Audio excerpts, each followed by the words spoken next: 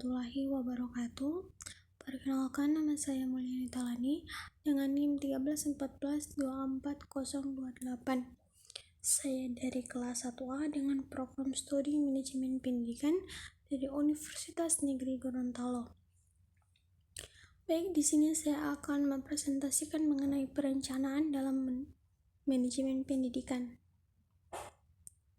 Yang kita akan bahas kali ini yaitu definisi perencanaan pendidikan, tujuan dan manfaat perencanaan pendidikan, pentingnya perencanaan pendidikan, perencanaan dalam manajemen pendidikan, dan kegunaan perencanaan pendidikan.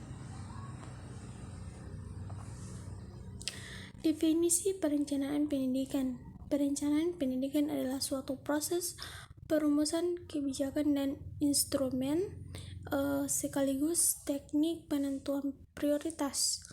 Juga merupakan bagian integral pembangunan nasional suatu negara serta menghubung antara harapan orang tua, masyarakat, peserta didik, dan negara dalam upaya mencapai tujuan maupun fungsi pendidikan yang disebutkan oleh Endang Surnaria 2000.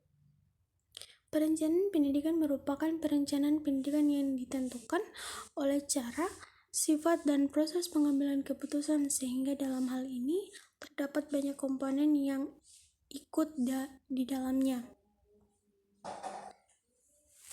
Tujuan dan manfaat perencanaan dalam manajemen pendidikan. Yang pertama, tujuannya yaitu standar pengawasan, yaitu mencocokkan pelaksanaan dengan perencanaannya. Kedua, untuk mengetahui kapan pelaksanaan dan selesainya suatu kegiatan. Yang ketiga, mengetahui siapa saja yang terlibat atau struktur organisasi, baik kualifikasinya maupun kualitasnya. Yang keempat, mendapatkan kegiatan yang sistematis termasuk biaya dan kualitas pekerjaan. Yang kelima, meminimalkan kegiatan-kegiatan yang tidak berproduksi dan menghemat biaya, tenaga, dan waktu. Yang keenam, memberikan gambaran yang menyeluruh mengenai kegiatan pekerjaan. Yang ketujuh, menyelesaikan dan memadukan subkegiatan. Yang kedelapan, mendeteksi hambatan kesulitan yang bakal ditemui.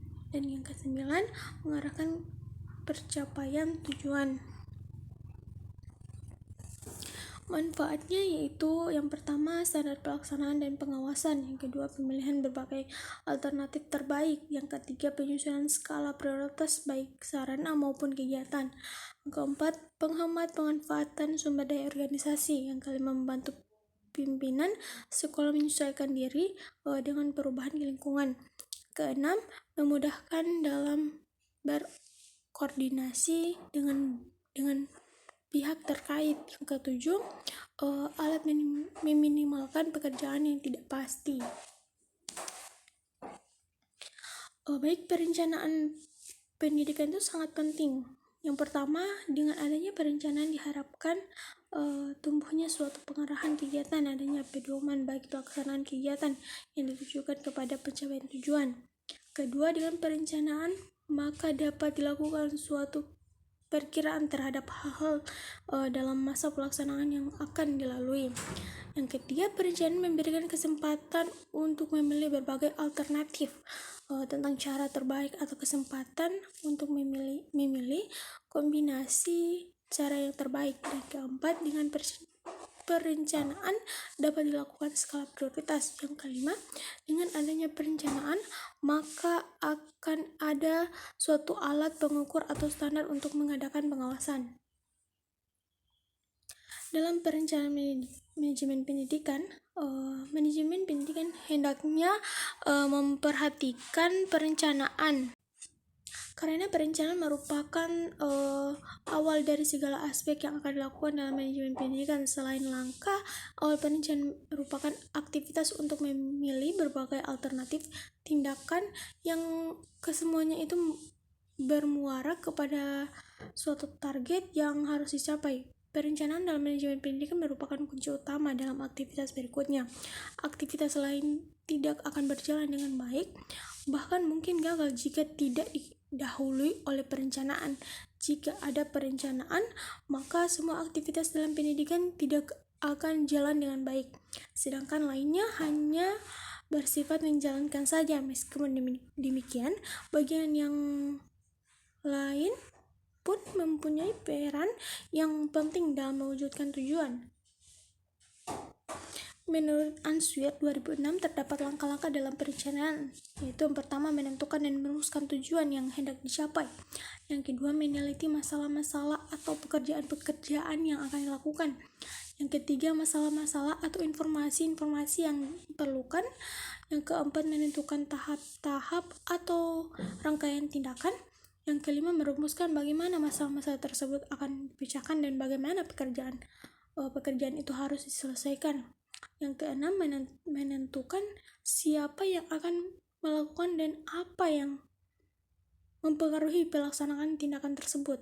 Yang ketujuh, menentukan cara bagaimana mengadakan perubahan dalam penyusunan rencana.